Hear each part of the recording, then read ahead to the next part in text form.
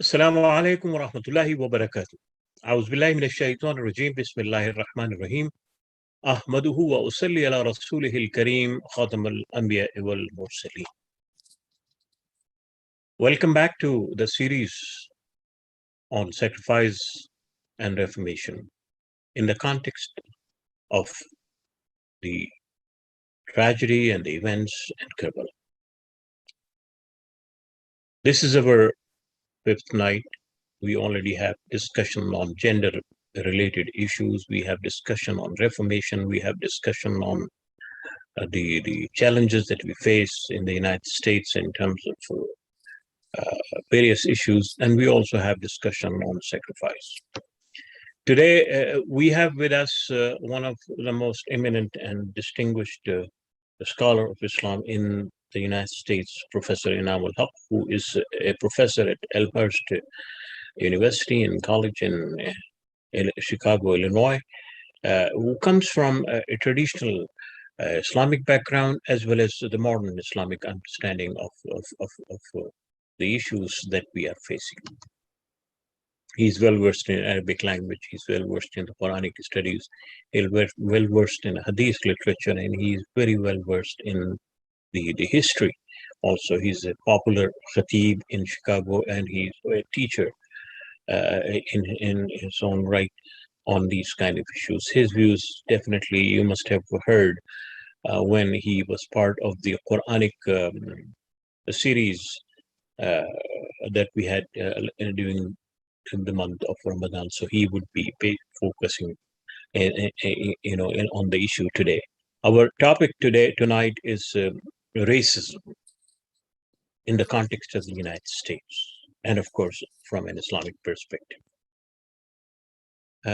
Even though racism is said to be a construct of the late 18th and early 19th century, when people started talking about it and started writing about it, whether through the French anthropologist or the Harvard Professor Boyce, who earned the first PhD in sociology, and wrote about racism.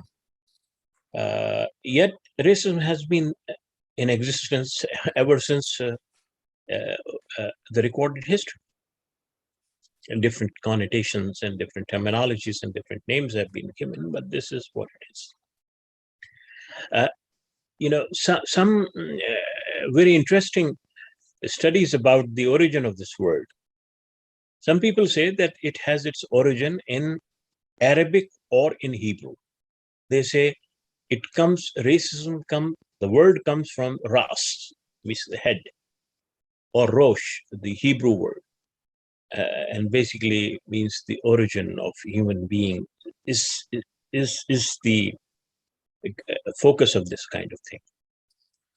But needless to say that we have this discrimination, this prejudice, this biases based on one's origin of race, or one's origin of birth, or one's skin of color. All those phenomena have been there for the last several thousand years. We currently have two major theories that are dictating the discussions on racism. One is the scientific racism. By scientific racism, what is meant is that there is something in genes, human genes, that human being cannot control that thing. There's something that has been embedded in them by the nature or by God Almighty that makes them better than some people, better than others. So in other words, the skin of color is determined by the divine intervention, and that divine intervention includes hierarchies in terms of good or bad, in terms of superior or inferior. That is one thing that basically is associated with scientific racism. Then you have critical racism. That racism is not intentional. It is the outcome of complex human societies, which basically deals with social factors and economic factors and many others. So hence we should not look at a construct that basically is inherent human being, or it is part of the human nature, or it is intentional. It is something that evolved over a period of time based on the interests of people. And then, of course, we have the long history of slavery, which was primarily, initiated against people who were not of a particular race or a particular color. All those. So we have all those kind of issues, and in the United States, we see its manifestation quite significantly. We see that manifestation quite significantly in almost all aspects of life. There were studies in the United States done some 30 years ago, which said that blacks, by their origin, are less intelligent. Scientifically, they were trying to prove that kind of thing, even though those theories have been debunked. So we would definitely like to see how a divine faith that claims to be universal, Islam, has dealt with this issue of racism, the issue of other in every sense of the term, whether it is race, whether it is color, whether it is culture. And then we would also look at it in the context of the United States, then in what way the Muslims in the United States can play a role in creating a better understanding among people of different races, and giving a perspective that is more humane and more grounded in reality than a perspective that divides people and that creates conflict. I'll stop here, and then Dr. Walji will say a few words, and then Professor Inamul will take it over. Thank you, Dr. Aslam, and thank you for that introduction. Bismillah ar-Rahman ar-Rahim. Alhamdulillah Rabbil Alameen, wa salatu wa salamu ala ashrafil anbiya'i wal mursaleen, Sayyidina wa Nabiyyina Abul Qasim Muhammad. And welcome, Professor Haque, to this session, the conversation that we have, and we look forward to learning from you. As Dr. Aslam alluded, the subject of racism, there is a national conversation on racism in our country. And there is also the question of racism within Muslim Americans. And it seems that this conversation has never been fully unpacked as a national American Muslim conversations. Sure, it's been hinted at, it's been pointed to, generalized, and even headlined in articles here and there. But to be truthful, the issue has not been domestically unwrapped and laid bare so that it could be subject of a critical examination on the part of the Muslim community in America. And today, as the conversation about race, again, takes center stage in the national news feed of the US, with the tragedy of George Floyd at the hands of a white police officer in Minneapolis. The opportunity again presented itself for Muslim Americans to catch up with the rest of the country on the matters of race, racism, race relations within our faith and our practice. While American Muslims are an accepted part of American society, we are not the go-to community for moral leadership. Although the Quran gives us that description, when we are told, وَكَذَلِكَ جَعَلْنَاكُمْ أُمَّةً وَسَطًا لِتَكُونُوا شُهَدَاءَ عَلَى النَّاسِ, that we have created you a nation most balanced, ummate wasata, so that you can be an example for the rest of mankind. Sadly, we are not the go-to moral community yet, which is what we should be.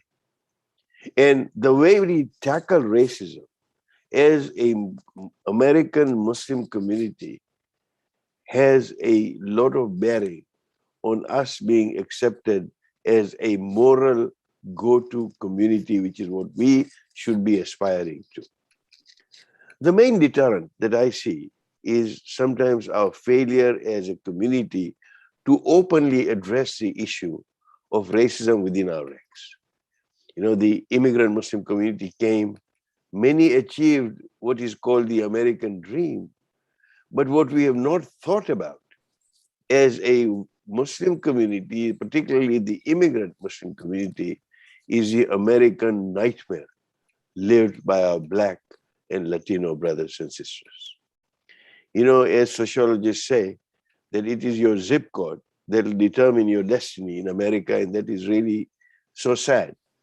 But we have not quite understood or even tried to study the systemic racism inherent in our society. How many times have we considered the issue of structural racism and how this affects and interacts, you know, across institutions and communities? It is this very thing, the structural racism, that keeps Black people locked in dilapidated slum tenements, subject to daily prey of, you know, exploitative landlords, merchants, loan sharks, and so on and so forth. For example, in Birmingham, Alabama, 500 Black babies die each year because of the lack of proper food, shelter, medical facilities. Thousands more are destroyed, maimed physically, emotionally, and the litany goes on. One area that we really need to look at is the concept of white privilege, which also very much applies to us as immigrant Muslims who have come to this country. What is white privilege?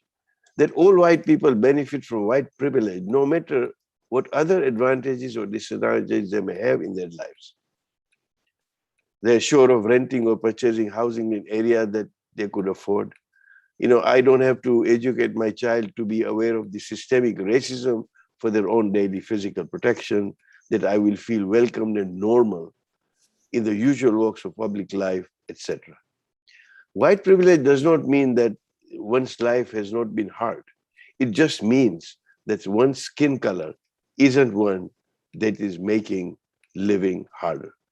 And it is these challenges that, you know, we need to discuss, because American Muslims dealing with racism in our mosque, in our own communities, is that we cannot approach racism with a one-size-fits-all method or in a simple way. Racism in Muslim American lives, in the trappings of Islam under the cover of masajid, also happens to exist, sadly.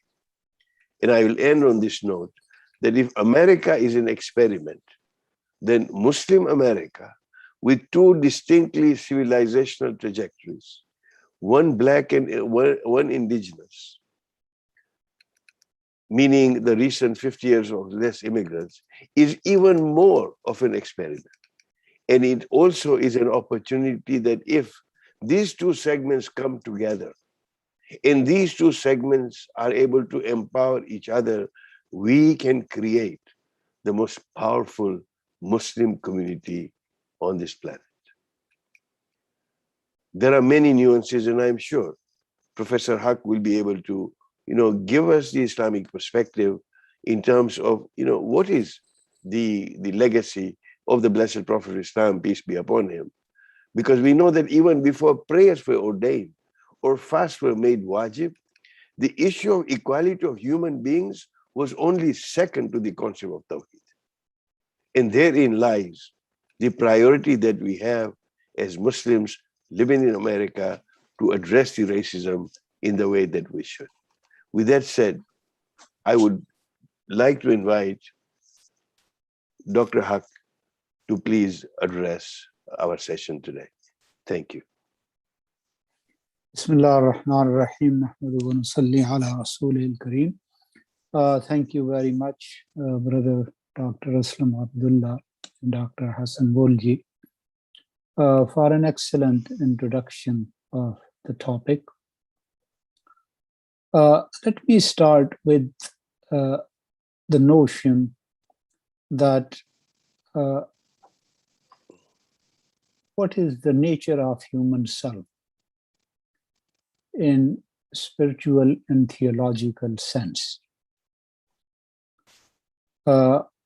because that is linked at a very deep level that what constitutes a human being. And it is important to remember that, as we see in the story of creation, that Allah subhanahu wa ta'ala creates human from a dead matter, but then he breathes his spirit in this module. ثُمَّ سَوَّاهُ وَنَفَخَ فِيهِ مِنْ رُوحِهِ. And it is this divine spirit in his bodily form which creates the human being. And that is what makes human the most noble and most respectable creature of God.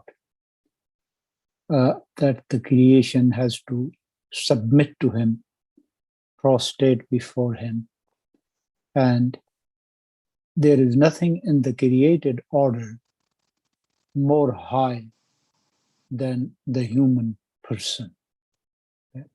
وَلَقَدْ كَرَّمْنَا بَنِي آدَمَ وَحَمَلْنَاهُمْ فِي الْبَرِّ وَالْبَحْرِ. We gave the children of Adam respect, dignity, and control over oceans and earth. That is because among God's creation, it is only human which has spiritual capacities. That it is not only that he can know the material world, but even the worlds which are metaphysical and unseen are potentially contained in human self, and man alone can attain the knowledge of God and the knowledge of unseen world. Therefore, the very nature of man in Islam is beyond any color or ethnic understanding of human self. And we see that among all the religions, in fact, Islam is virtually most colorblind and least racist community in historically and even today. From the early on, we see that the prophetic community which came into being, one thing which was absent from that community was racism. That, as Iqbal says, Hassan's Basra, Bilal's Habash, Suhaib's Rum, the Haque Makkah, Abu Jahali Chipula Jabist. That Hassan came from Persia, from Iraq that time. Bilal came from Africa, Ethiopia. Suhaib came from Roman territories. And Abu Jahl was local, but he was not considered part of the community. So in shaping this community, the key element was a person's faith and spirituality and his desire to morally and spiritually guide himself. And even we look at the history of Islam, while there are forms of discriminations which might have existed, even during the time of Prophet ﷺ, there were notion of nasab, and sometimes a tribe will glorify itself and pride itself on the ground or on the claim that they come from a very high ancestry, which Islam actually criticized and condemned. If there was one consciousness in Islam historically, it was basically religious, that a Muslim will not look at himself vis-a-vis another ethnicity or a particular color, but in fact, he will always look himself against other religious communities. And if he had any consciousness of difference, it was actually more religious. If a person is black, it won't matter to a Muslim. If he is Persian or Greek, will not influence him. But if that person is Hindu, or even if he is Christian, he may feel a certain difference there. Because in formation of identity, religion and spirituality was supreme. And however, since Islam was a religion which invited humanity to its fold, if a person is not Muslim, she always had opportunity to become Muslim. While if a person is black, he has no opportunity to become white. If that becomes the basis of discrimination and difference, then the boundaries cannot really be crossed. And in fact, we do see that in the United States, racism is unfortunately linked with Christianity, that it is a white Christianity, and the idea of a European and white Christianity, which plays a role in formation of racist identity. So a white American will not feel any affinity and any closeness to a Christian who is living in Africa, in Somalia, or in Ghana, anywhere. While a Muslim, whether he is white Muslim in Syria or a brown Muslim in Pakistan, he will feel a certain affinity to a Muslim in Africa because of the religious connection which exists between two people.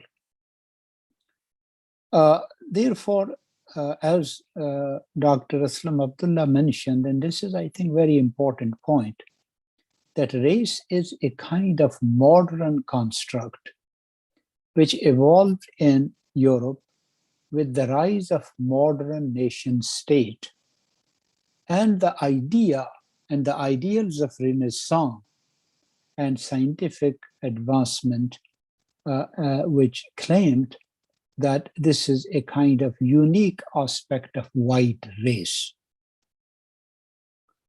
It was believed that there is something genetic that white man is capable to unveil the mysteries of science and develop modern technologies and create powerful power structures and economies. And then the rest of the human society was actually placed on a lower ring of humanity because they are not, and they do not have the same capacity.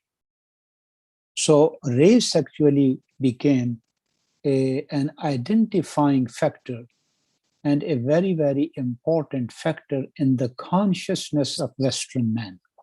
So therefore, wherever they went, they in fact abused, and a lot of time they destroyed and annihilated other races because they were simply seen as subhuman and inferior, and they were never treated and seen as a human being. Therefore, the death of a Native American or an Indian in India was not the same as the death of a white person. And particularly in colonial setting, virtually there were no rights of subjugated people. An Indian in India will have no right, but if he moves to England, he will have some right because now he is in a white man's world, and the state law may offer him some protection, which it did not offer him in the occupied or subjugated territory. So race is, in that sense, a very inhuman aspect of humanity, because it necessarily makes you an intolerant person, and which makes integration also impossible.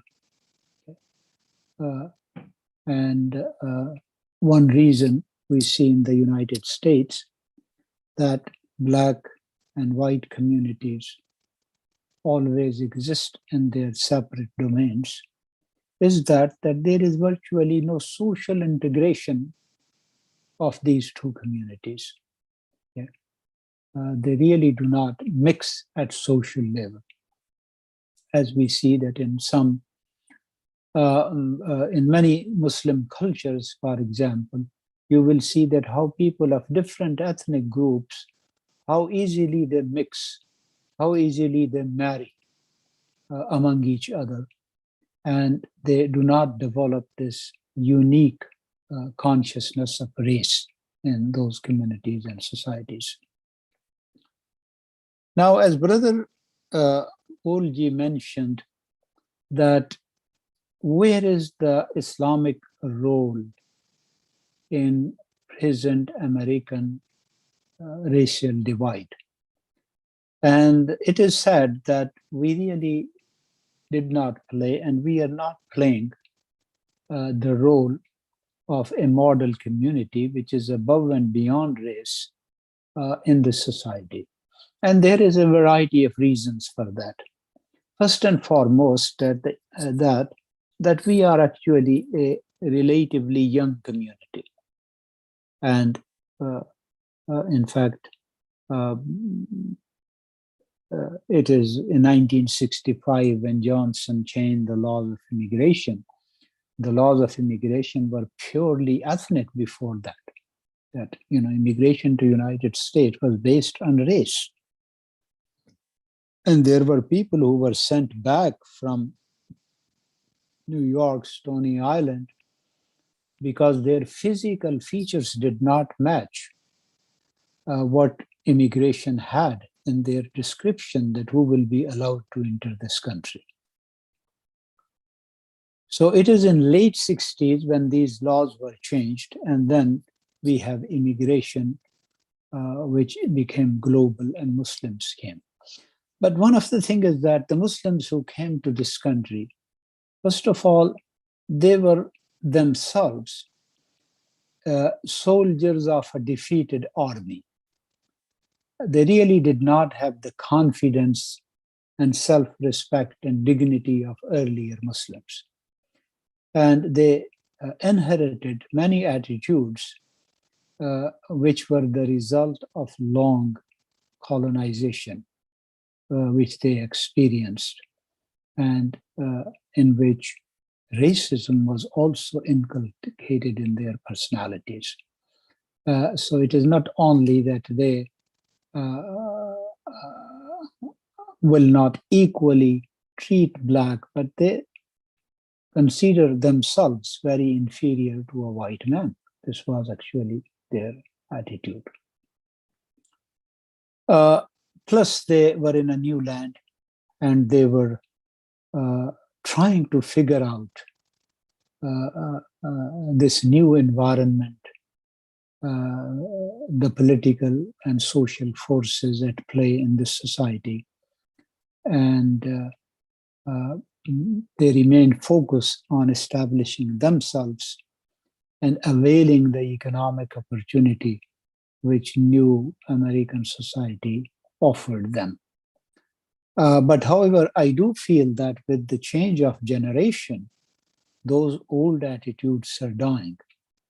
And our children and our youth who is born and raised in this country, they are more conscious of these issues and these problems, and they are making a conscious effort to bridge the gap and to cross the frontiers. Here in Chicago, we have many organizations which have connected the communities, and they have brought better integration across ethnic and color lines. And we hope and pray that, inshallah, this attitude will continue to develop, and Muslim community will play a better role in terms of becoming a community which better integrates various segments of society and is truly a model ethical community. This is what our hope and our prayer is. So I stop here, and let us open the floor for discussion and see what we all have to say and what our audience have to say. Professor Inam, you very profoundly presented the divine perspective as contained in the Quran on the issue of human relationship in the context of what we call race and these kind of terminology. Let me pose a somewhat difficult scenario or what you call question. We believe that Islam, of course, is against racism and all those things. But in the writings of many Muslim scholars, and I would quote here Ibn Khaldun, who is describing the people of Africa and the blacks in a manner that perhaps no social scientist or no religious scholar could dare to present them at this time. In one of his writings, he says, beyond known people of West Africa to the south, there is no civilization in the proper sense. There are only humans who are closer to dumb animals than to rational beings. They live in thickets and caves and eat herbs and unprepared grain. They frequently eat each other. They cannot be considered human beings. Therefore, the black nations are, as a rule, submissive, black.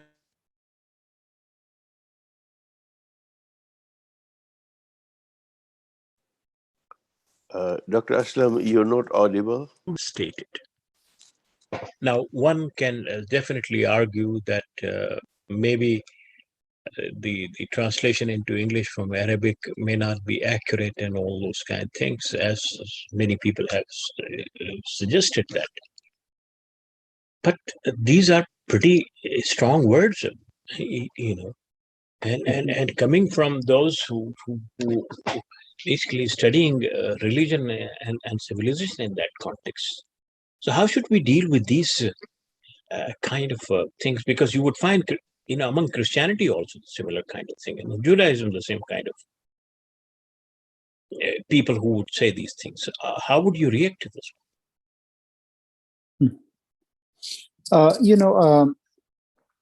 I mean, personally, I did not study it, but I can understand. There is a difference here between creating a color-based identity and then believing that these people are unable to achieve anything because they happen to be black. Now, but it is not unusual that there are many societies in the world today who are at the lower level of civilization. Okay? You know, it's just like there are a lot of people in the world who are deprived of education.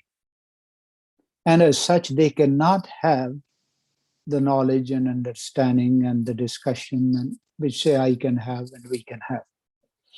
So there is nothing wrong that when you are addressing that some people or some communities, they are not at the higher level of civilization. And you see that more in terms of our obligation to lift them and to raise them. That is different when race is created as an identity marker. And where you say, okay, only white people are capable to achieve this because this is genetic or this is divine plan, and other people cannot. That is racism. It is not racism if I talk about certain people that they are at the lower rung of civilization, because there are always people who are at the lower ladder of civilization, because human civilization is a continuous process of development and a process which is in the making. And some people are lower, some are higher, and those who are lower, tomorrow they may become higher. So if he is objectively looking at a certain community and commenting at the degree of lack or absence of civilization, that itself is not racist from my point of view. You know, it is just like if I go to an American prison and I say I went to the American prison and what I saw there was a lot of black people. Okay. Now, that is not racism. That is not a racist statement. That is an objective statement that what I saw. Okay. Here, I'm not giving a moral judgment that they are rightfully there because they are black. No, I'm just giving an objective statement. This is what I saw. So similarly, as a sociologist, which Ibn Khaldun was, he can objectively look at many human societies and offer his analysis. But that will not make him racist, in my opinion. Dr. Walji?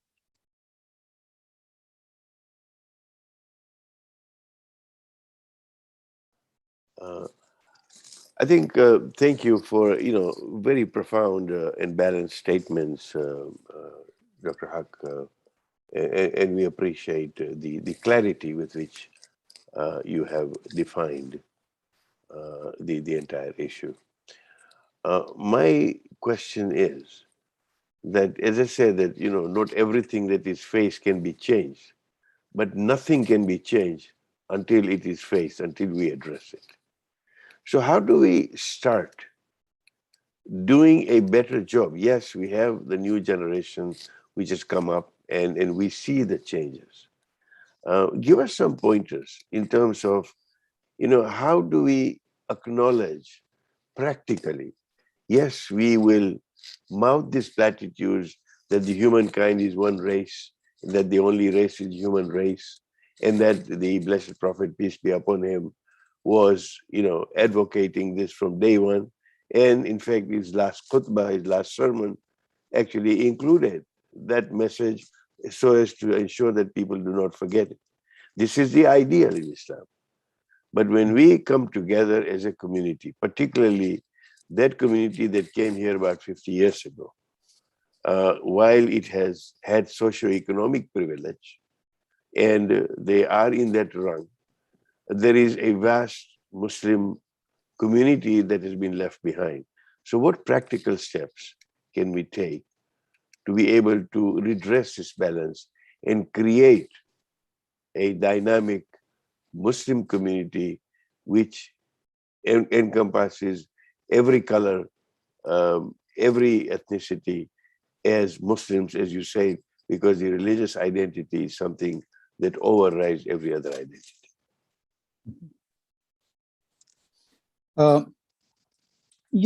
I think that we are critical of Muslim community, but at the same time, we should keep in mind the limitations, which we have. For example, personally, I came from Pakistan, okay? And I came in 80s, 1983. Okay? Now, for me, just to understand American society and function in it was a long and painful process. It was not an easy process. Then these people, when they came here, one reason that they are economically prosperous is that they heavily focused on improving themselves economically. And I would say, unfortunately, this economic progress has come at the cost of playing less social role. Okay?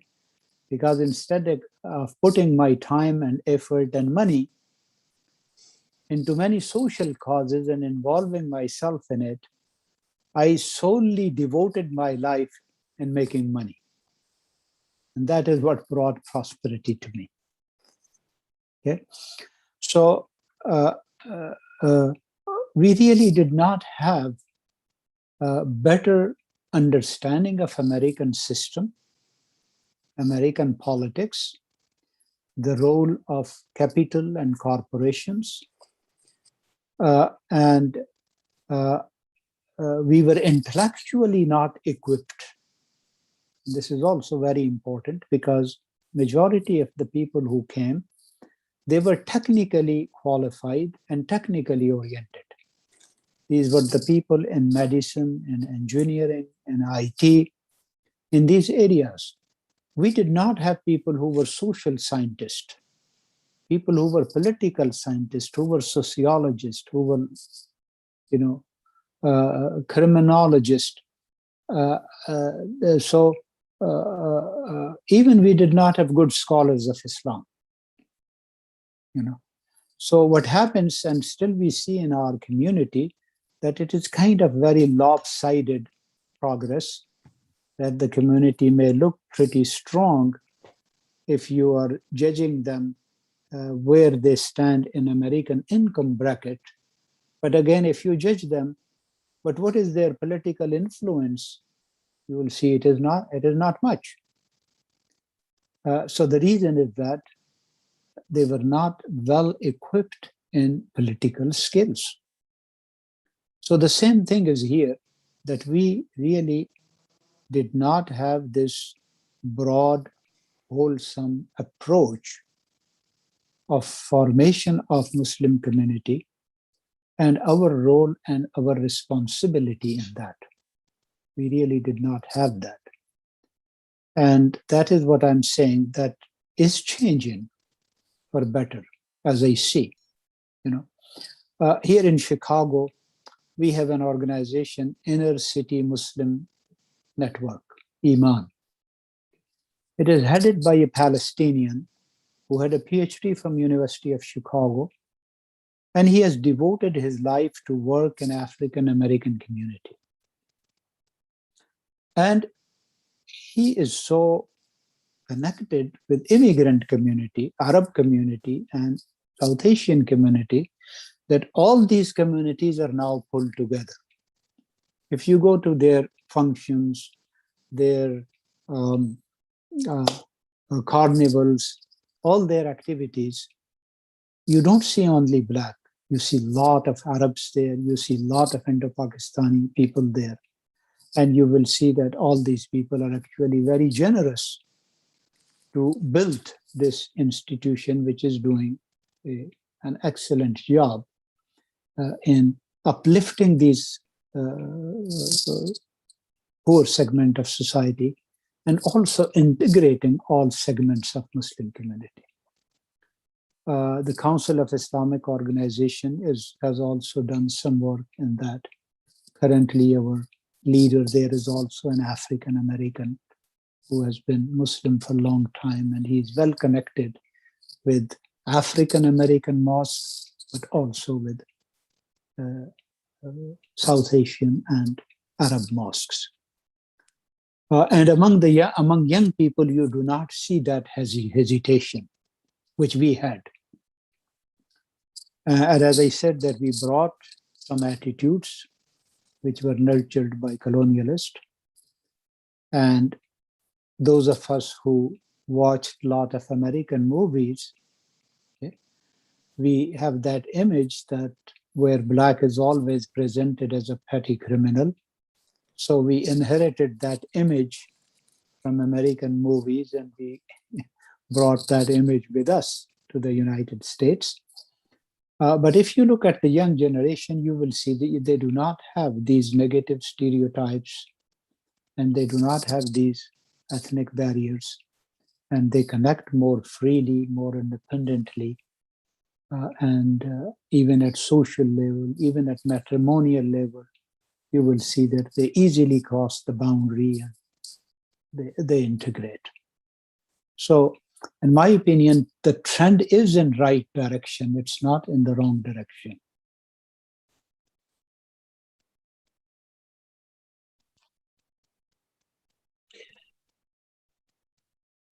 Do you still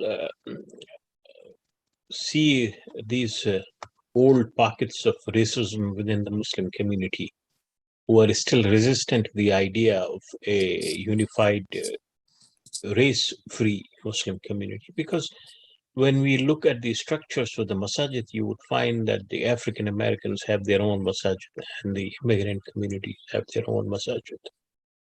You would find that the congregants also, are divided on these sectarian lines or racial lines and all those things. And it's still, there are stereotypical images that are found in the narrations of the immigrant Muslims about the African Americans and others. Do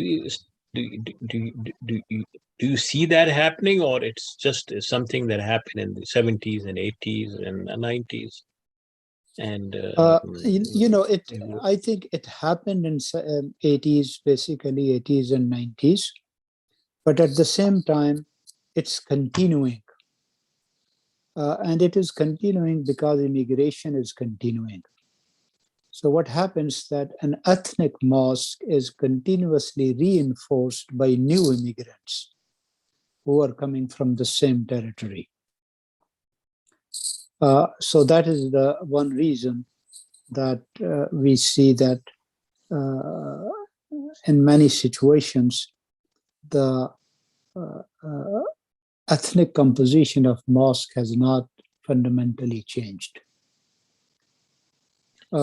in many mosques. Yeah. One of the things Go ahead, please. I mean, one more thing which is actually connected with the whole situation, that an immigrant who comes from a certain territory, see, I came from Pakistan, some people came from Palestine, here in Chicago. What is happening that he is looking for a home away from home. He really wants to be in a place where he can eat the same kind of food, he can dress the same kind of dress. And when he goes there, he actually meets people who are from the same area, and he shares the politics of that country, the culture of that country, the poetry of that country. And that is the main reason that mosque, in my opinion and in my experience, mosques really did not make an intentional strategy to be ethnic. I mean, I have been part of few mosques and I have seen them. I mean, it was nowhere intentional that we make this mosque and it will be only for Pakistanis. Nobody ever thought in that way. But unfortunately, this is what practically happened. And it happened because if I am the person who is trying to build that mosque, then every person whom I know is a Pakistani. Every donor I know, he is the Pakistani. Every person I want to put on the board, he is a Pakistani. And I'm really not making any conscious and intentional effort to go outside my circle and bring other people. This has practically happened. In fact, sometimes you see that the mosques which were initially mixed gradually became more ethnic. And it happened when their population grew. That if there was a very small community of Pakistanis and Arabs, they had one mosque. But now a lot of Arabs came, so they built their own mosque. You know, a lot of Pakistanis immigrated, so they don't, now they were big enough to create their own mosque. And that is because of the cultural affinity that it happened. And I would say that to the large extent, the mosques are yet not fully integrated. And they do maintain that ethnic distinction. But on the other hand, they have also come together in some kind of uniformity and some kind of collectivity, that where all ethnic mosques have joined hands and they have become part of one entity. And there are many things which they are doing together, in which all these mosques, Arab, Pakistanis, Black, Bosnian, all these mosques are actually interacting and getting involved. But if you look at the organizations which younger generation is forming, whether it's CARE or it's Iman, or we have Muslim Lawyers Association, we have Muslim Professional Association. If you look at these organizations, you will see that they are totally well integrated. So they are not ethnically oriented in terms of their membership, in terms of their leadership. Well, I understand the point that intentionally the mosques were not designed to serve only one ethnic community, but it so happened that one ethnic community became dominant. But simultaneously, we should also acknowledge that you would not find in any masajid a systematic program to sensitize its congregants of race relationship and race sensitivities. So, for instance, if you join any secular kind of institution, they offer this kind of training which they call anti-racism initiative or anti-racism training and all those kind of things. We don't find these kind of sensitivity training even to the leaders of the Muslim community, even to the leaders of the organizations that we talk. I mean, I went through at least 130 websites of Muslim masajid and Muslim Islamic centers and Islamic organizations in the United States. And I didn't find anything that has to do with anything with race sensitivities, even though, 35% of the Muslim population happens to be African Americans. So what can we do to become more sensitive to this racial differences and divisions? Yes, that exist? As I said, that unfortunately, mosques are still maintained by the same people who immigrated about 40 years ago. You will see that the mosque leadership has not seen the kind of change which we see in some younger organizations. And therefore, their attitudes remain pretty much back home style.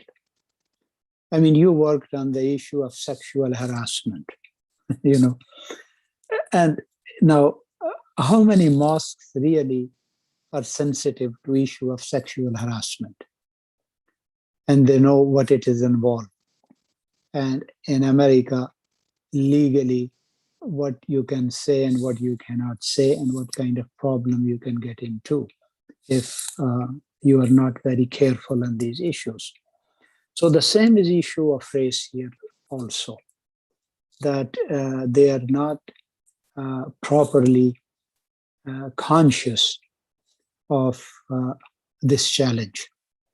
And I think that there is really a need that there has to be some body independent of mosques, which should develop these ideas, these concepts, and they should help mosques to look into these issues. Something like, for example, ISFU has studied some aspect of mosques, and they have gone around and presented their findings in the mosques, that the nature of mosques, how they are governed, what are the problems, what is the degree of satisfaction of young, what is the degree of satisfaction of women. They have raised all these issues in their research findings, and they have been pretty open going around and talking to various mosques. So I think that the same thing can be done in all issues, including race issues, where mosques should be motivated to become more intentional in integrating minority communities, that they should make a conscious effort of that. Dr. Walji? Yeah, I concur the evolution and the role of the mosques. And as you were speaking, I recall those days when I would speak to certain leaderships within the community, and our discussion was that it seems that our mosques are homesickness centers. I'd like to create a little bit of Hyderabad or Karachi or Delhi or whatever in the mosque that I have.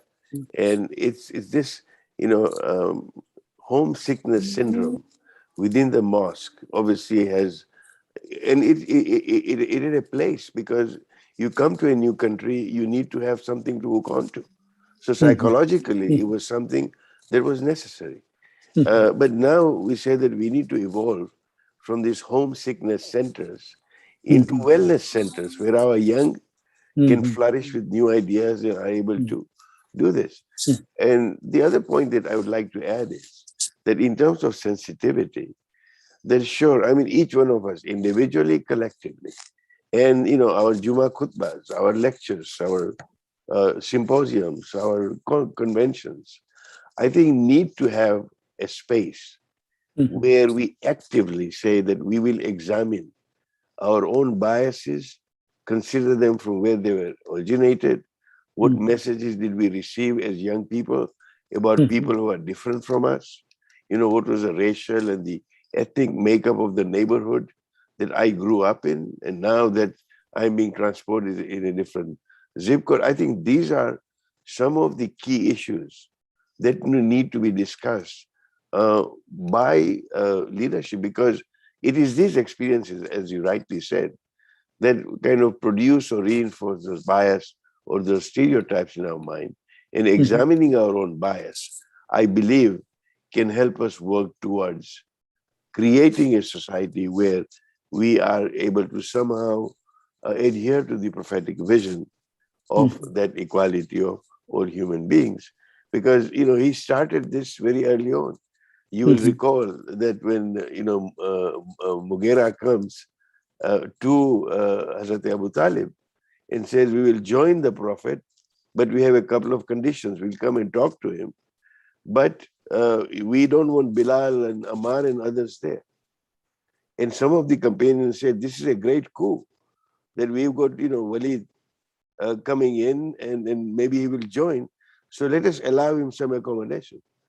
And we know from the history that obviously that was not acceptable to the Prophet at all. And I think that is the vision. And it's unfortunate in some ways that 400 years of the social justice movement, the movement started, after slavery and all that, still could produce an episode and the tragedy like George Floyd's. 50 years after the passing of the Prophet could produce the tragedy of Karbala, because the prophetic message and those values, seem to be forgotten. It's an evolution. We are an evolving society. I believe that examining our own biases, individually and collectively, hopefully, can lead to that vision and that positivity that you exude. Dr. Haque, it's heartwarming to see, a formidable scholar, opining on this to say there is a way forward. There is a positive aspect that we can, and that we need to learn from what we did and that we're moving in. So I personally appreciate, your contribution from that dimension. Professor Inamul, let me ask a very pertinent, a straightforward question. Do you think that the Shias and Sunni leadership in the United States is ready to dialogue and to acknowledge each other's misunderstanding of the other?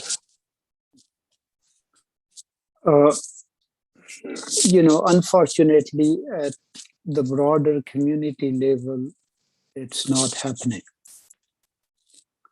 I give you an example of Chicago, that we created a Shia Sunni Unity Council a few years back, maybe 15 years now. And we held quite a few programs under that joint leadership.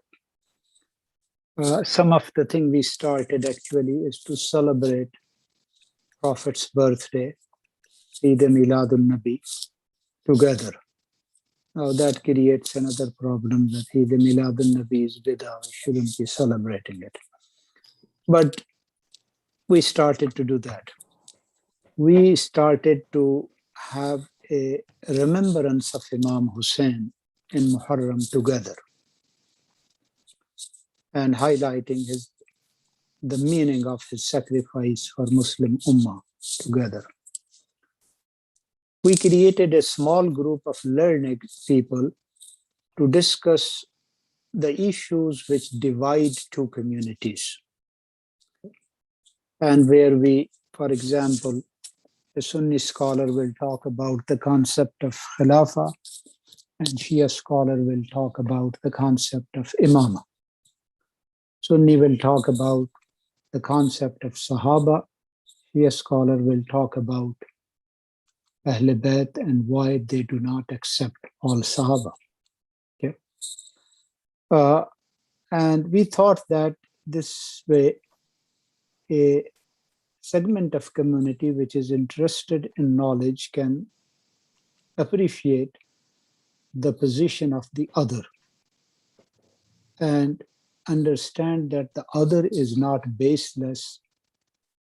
They also have an argument in their favor. And at the larger scale, the community can together on the issues which are common to us. Now, we have another problem in the community. I mean, we have many, many, many problems. But one of the problems which we have in the community is that majority of our mosques, they bring their scholars either from back home or they are the product of sectarian schools here.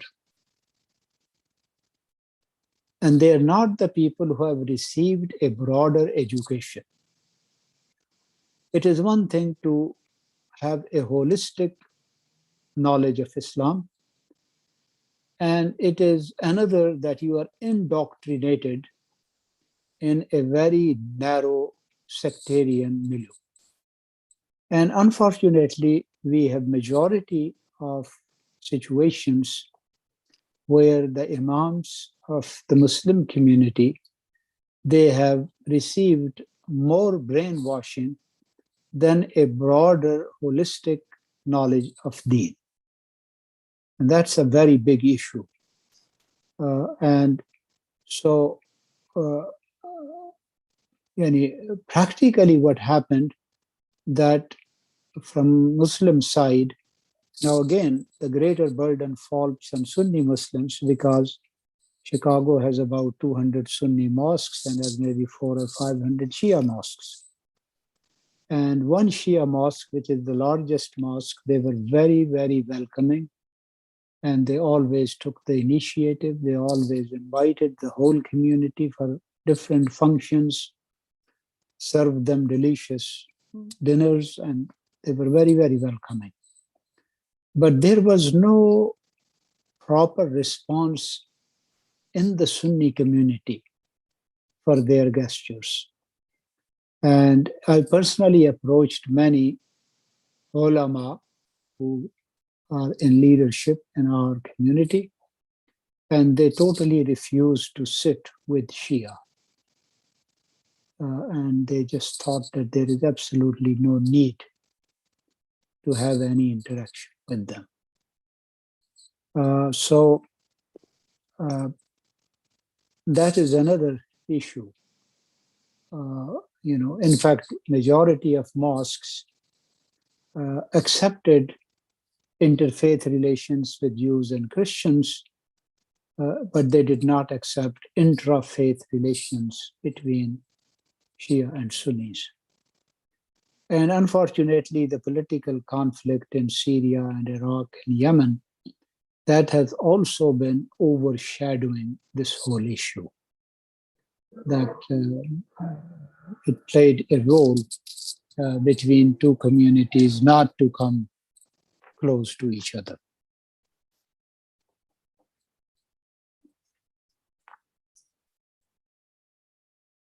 But do we have any hope for the future? On this issue, I don't have much hope. On this particular issue, I don't have much hope. It will remain limited to a small circle. What do you think, Dr. Walji? It's an uphill task. And sometimes it so happens that the minority tries as hard, but if the majority is not going to come closer, it becomes even harder. And the point made by Dr. Haque is absolutely correct. There are two issues that have always hampered this dialogue. One is the Middle Eastern politics overflowing into our communities. And the second, which is related to, clerics from both sides being trained within those seminaries with kind of the sectarian bias. So this is an issue. And Dr. Aslam, we talked about this yesterday and also on the first night, that perhaps within the Western academia and the scholars that are present, if we are able to create a thought leadership, a cadre of thought leadership or institutions, which can perhaps bring about policies and thoughts of this nature, then with the younger generation growing up much more open to something like this, we may have a chance. But given the present homesickness centers and the attitudes that we have that prevail, it is certainly going to be very difficult. But that does not mean, Dr. Aslam, that we do not try. And kudos to you and your efforts that you have always aspired to do this. And I appreciate the opportunity that you give us to be able to dialogue. I think there is a third factor also that we should keep in mind.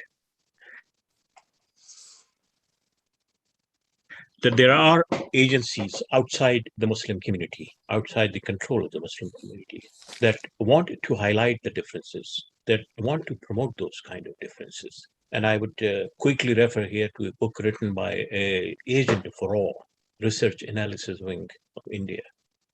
It came out last year, and it said that we deliberately tried to promote this schism between Shias and Sunnis by employing the clerics of both sides to promote hatred against each other. And who knows? I mean, who is playing that game also? It's quite possible that there are some hidden. But again, I think the onus of responsibility lies upon us. That we should be vigilant enough to reject all those kind of things. And despite the fact that it is an uphill task, I think we should continue, because when we are talking of a universal Islam, and if that universal Islam cannot accommodate the differences of opinion within its own gamut, then certainly its claim of universality and universalism would have little meaning for the other ordinary people.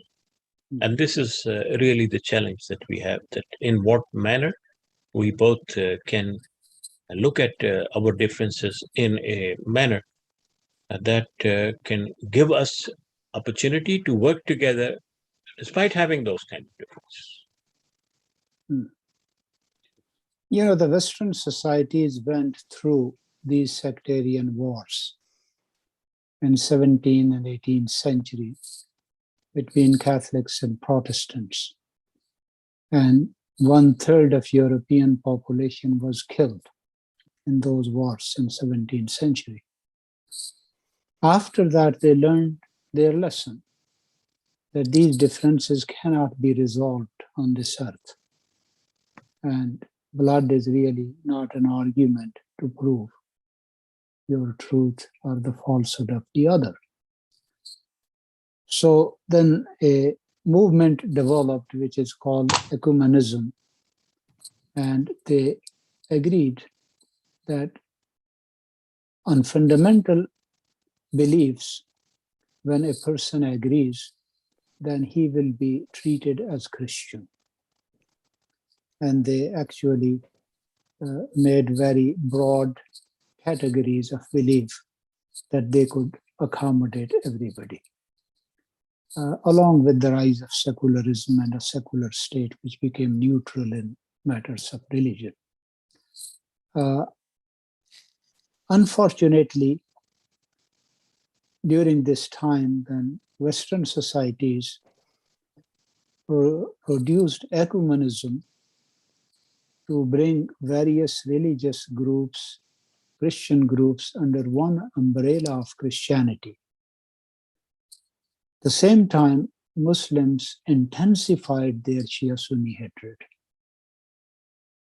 and their claim to absolute truth and demonizing the other.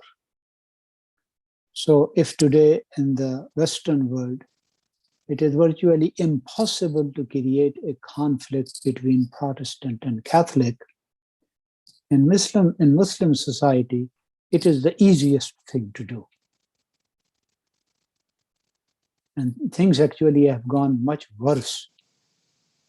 I mean, when I was growing up in Pakistan in 70s, we had no Shia-Sunni hatred. There was Shia-Sunni differences, always. Nobody wanted to kill a Shia. There were friendships, family relationships, lot of mixed marriages in urban areas. What changed all that was Iranian Revolution. Iranian Revolution threatened the whole Western world that Islamic political revolution can spread throughout. And to counter it, they put billions of dollars, and they have a great servant for their interest in the Muslim world, which is Saudi Arabia. And they flooded Pakistani market. I mean, I tell you that right here in Chicago, a few years now, it may be 7 years, 8 years ago, I gave a khutbah in downtown Islamic Center, where actually a lot of key people come because of their job. So that mosque actually is a representative of many mosques on Friday. And I gave a sermon on Shia Sunni unity and the problems and challenges. And then a person who had very long beard, he next Jummah gave me a very big packet. And he says, I brought this for you, you must look at it. And I said, sure. When I brought home, it had CDs, it had DVDs, it had books. All of them are focused on demonizing Shia. They are kafir, they are evil. There was a Jew, Abdullah bin Sabah, who created them. They are this, they are this. You know, you can have good relation with Christian, but you cannot have good relation with a Shia. Now, that material which he gave me, I think it was close to $70, $80 worth of material. So obviously there is somebody who is funding these packages, you know, and making sure that they reach to the imam, and especially to any imam who harbors any tendency of Shia Sunni unity. So I actually, in the following Friday, doubled down and further criticized these attempts. But the problem is that a lot of time, the leadership, the boards in the mosques, it's not that they are against it, but they just don't want to take any controversy. And for this, they'll say, brother, don't get into that. Nobody asking you about it. This is not an issue here. See, nobody is killing Shia in Chicago. We have no problem here. So please don't even mention that. So they just, I mean, out of 1,000 people who are present in the Jummah, if there are 5 people who complain to them, they go after Imam, that please don't say anything which is controversial. And I think their tendency creates a situation where you really cannot say anything worthwhile, because anything which is worthwhile is controversial. That's a problem. Then I'm fortunate that I work in American university, so they cannot fire me. The only thing they can do is they tell me, please don't come. We don't need your Jummah. But they can't do anything more than that. But then an imam who is dependent on them for salary, it becomes impossible for him to take the position. And he will just see that if the president of the board is, you know, does not want that, that's good enough for him not to do it. I think we have overran the time. It's almost Yes. 9:18 and certainly 18 minutes over, but it was a very interesting discussion. Dr. Walji, please conclude it, and we will ask Professor Inam to make the dua and conclude tonight's session. And tell us also about tomorrow also, that who is the speaker and what is the topic. You'll help me. You need to help me on that. I think there's been some schedule change, so perhaps. Barkat Charania? Yes. Okay. Yes. We're still on that. Very well. Yes. Thank you so much, Dr. Haque. We truly enjoyed the conversation, and the fact that it's gone 18 minutes over is a testament in itself as to the interesting conversation.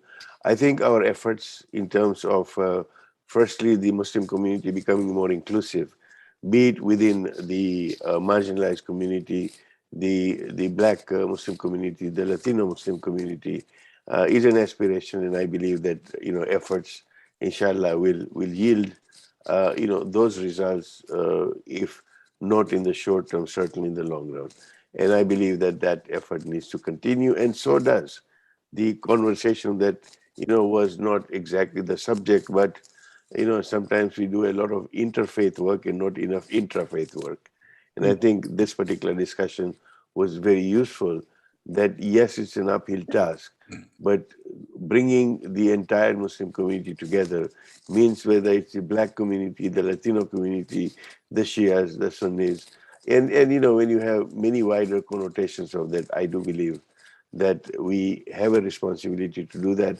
This series is trying to do exactly that, to do the list, as I said, Dawat al-Fikr, that at least what we are doing is creating that platform for some critical thinking so we can come together and recognize where we need to go. So with that said, the announcement is that tomorrow we have another eminent scholar and personality in the Houston community and internationally, and that is Dr. Barkat Charania, who will introduce tomorrow, and he will be talking about the issue of poverty in America tomorrow. So inshallah, we will see you at the same time, 8 o'clock Pacific time, 10 o'clock Central time, 11 o'clock Eastern time.